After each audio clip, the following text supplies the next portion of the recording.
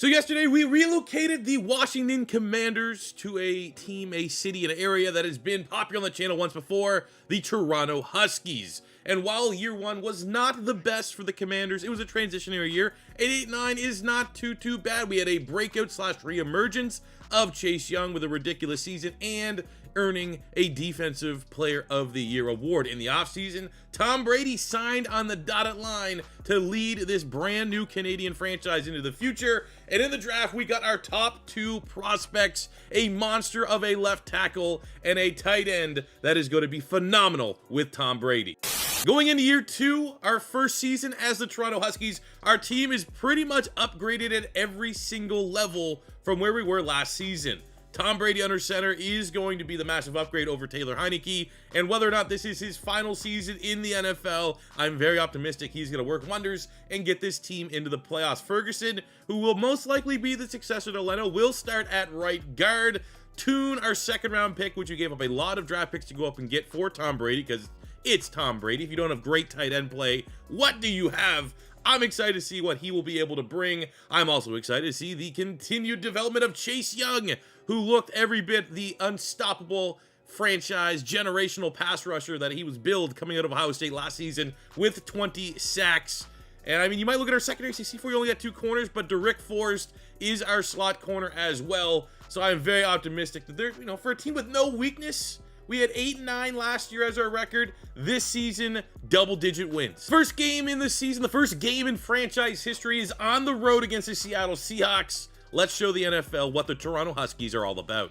AW, we have a brand new quarterback in a team. There's going to take a little bit of time for guys to gel and mesh and get that chemistry, but Scary Terry and Tom Brady was excellent here in this debut game as Scary Terry went for over 150 yards on the day, and it wasn't just forcing the ball to Scary Terry. Jahan Dotson, who's coming off a 1,000-yard rookie season, had a great touchdown there in traffic and showed off his route running and catching in space, getting 2 touchdowns on the day. But last year, the Commanders' defense was very good.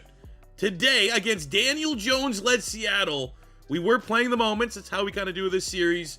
The defense did not help us out whatsoever. So he needed a fourth quarter comeback drive from Tom Brady, and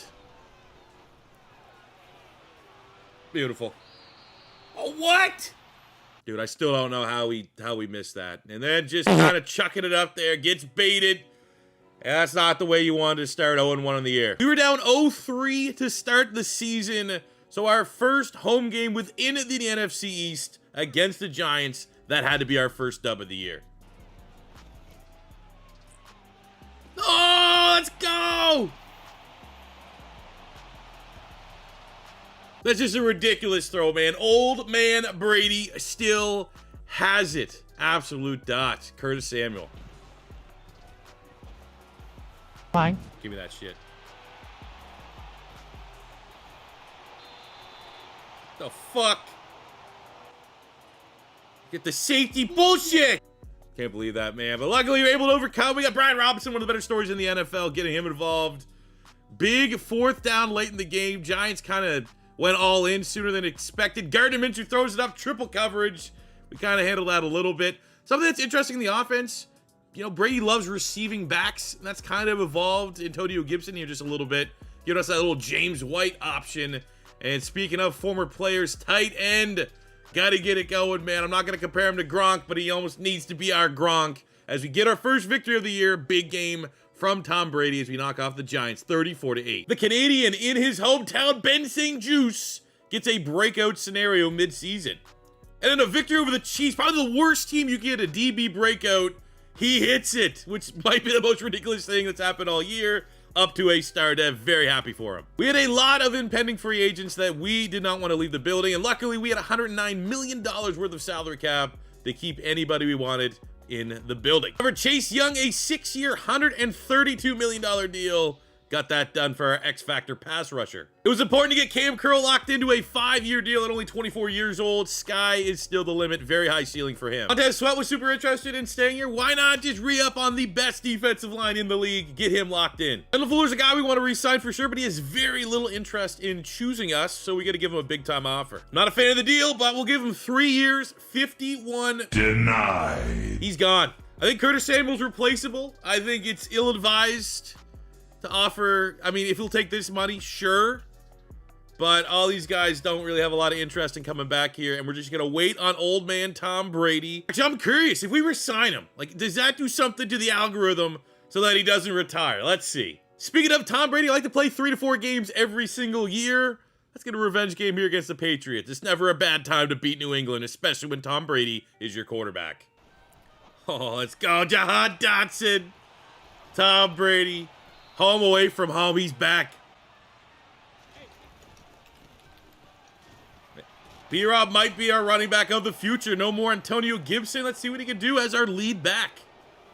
We had kind of a throwback game plan. Good defense and run the ball well. We did not give Mac Jones barely any time in the pocket here today. On the inverse side, we pounded the rock. You think you'd want Brady to air it out, but it was the Brian Robinson show. 2 touchdowns here fairly early in the game, just powering it through the trenches. We would not be denied. And again, the pass rush, Chase Young was absolutely on one. 65-yard field goal.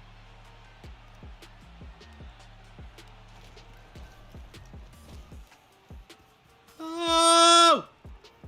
At the end of the game, how fitting is it the guy that does not want to be here anymore, wants so much money, Kendall Fuller, that puts the nail in the coffin as Tom Brady goes back to New England and gets a big-time victory. As we enter the final stretch of the season, 9-4, tied for first place in the NFC East. It is worth discussing the hidden devs on our 2 very talented rookies. Ferguson, who likely will be moving to left tackle back to his starting natural spot, 79 with a star dev. And boy, oh boy, was the trade up worth it, as our tight end CJ Toon is superstar dev. Can't get much better than that. I like to limit it to 4 games that I actually hop in on the sticks and play. And we're going to the playoffs. I want to save it for a playoff game. But at both 11-5, the Huskies and Cowboys, Week 18, playing for the NFC East title. And let's go, baby. 12-5 Huskies. You're going to run it back right away in the rematch in the wild card. But we handle business Week 18. 34-31. It's time to do it again. Big time playoff game. Great. Come on. What a goal line stand.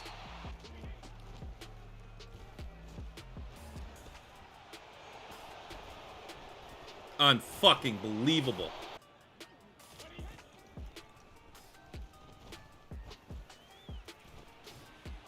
No chance, man. One of them days. We're playing the Cowboys.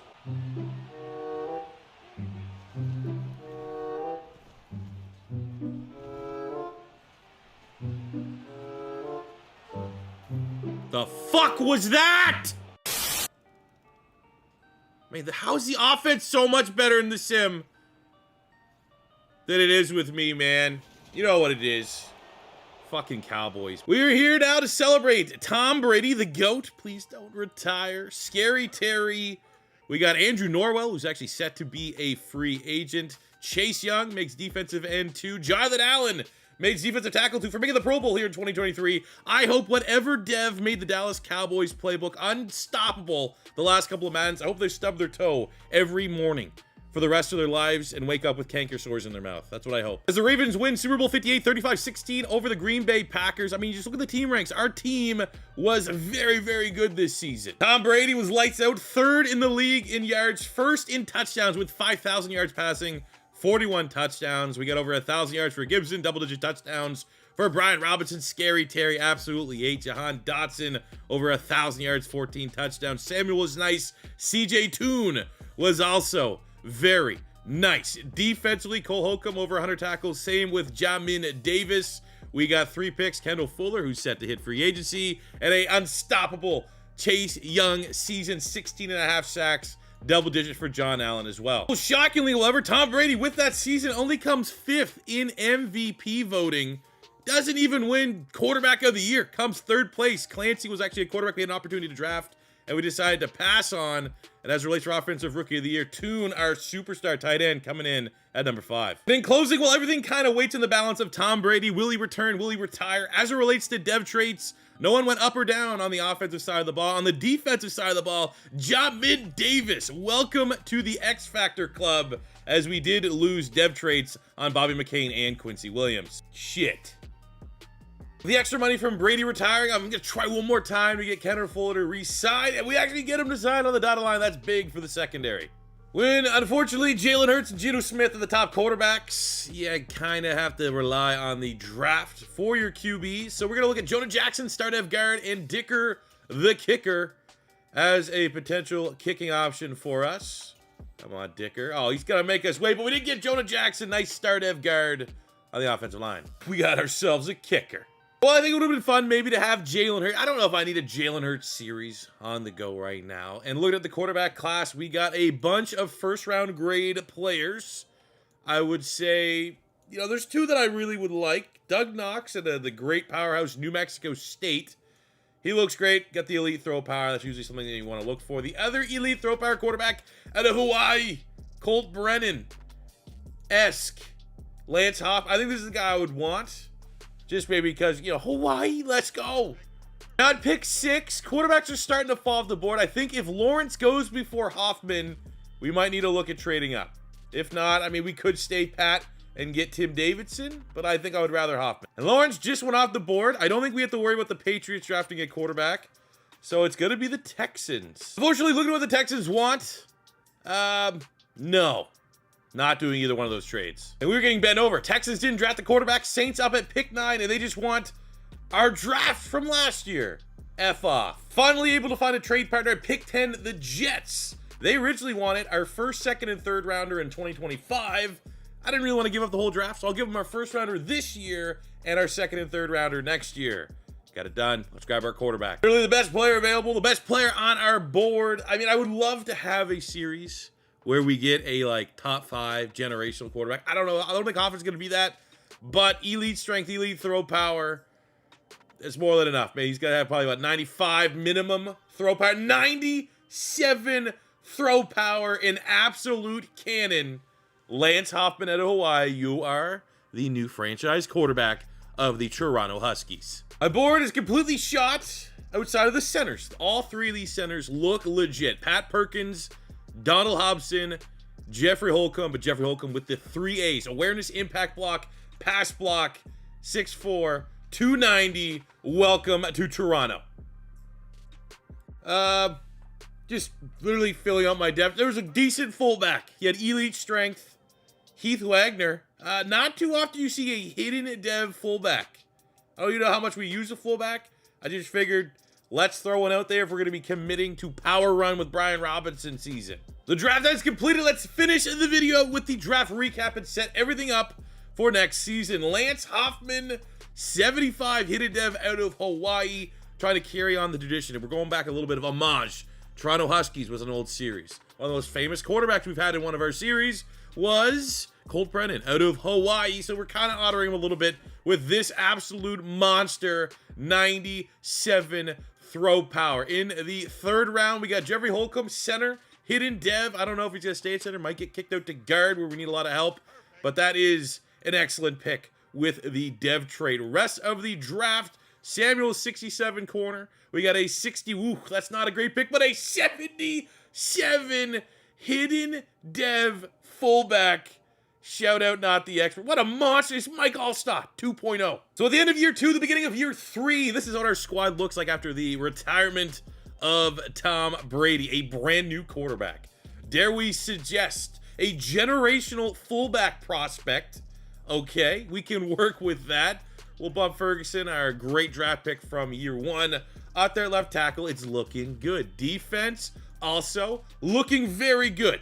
I think we are very excited, even with the drop-off from Tom Brady to a rookie, that we're going to be competitive and we're going to be able to compete in year 3. Who's your guys' favorite draft pick from that class? Is it the quarterback, that 97 throw power? Is it the generational fullback? Let me know in the comment section below. That'll do it for me today, guys. Be back before too long with episode 3. If it's your first time stopping by, don't be afraid to hit that subscribe button. Smash the like button if you enjoyed. Helps with the YouTube robots, which in turn helps out my channel. And I'll see you back in the next one. Thank you very much for watching. Peace out. Love ya. Have a good one.